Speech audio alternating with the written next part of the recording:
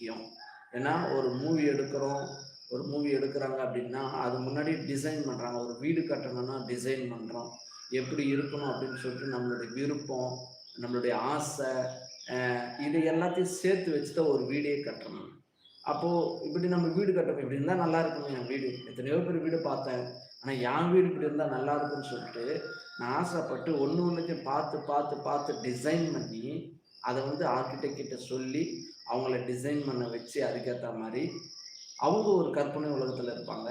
அந்த கற்பனை உலகத்துலேயும் நம்மளோட கற்பனை உலகத்தையும் மேட்ச் பண்ணி இன்னும் இன்னும் மெருகேற்றி இன்னும் சூப்பராக அதை டிசைன் பண்ணி அந்த வீடு கட்டி முடிச்ச உடனே அந்த பேப்பரில் இருக்கிற வரையும் நமக்கு ஒன்றும் பெருசாக நம்ம வீடு எப்படி வரப்போகுது கூட தெரியாது. ஒரு சிலருக்கு நீங்கள் மனசில் நினைச்சிருக்கலாம், ஆர்கிடெக்டும் அது வந்து நினைச்சிருக்கலாம். ஆனால் நடுவில் ஒருத்தர் இருக்கிறாங்க பாருங்க, அவங்களுக்கு நீங்கள் எடுத்து இந்த ப்ளூ பிரிண்ட்டை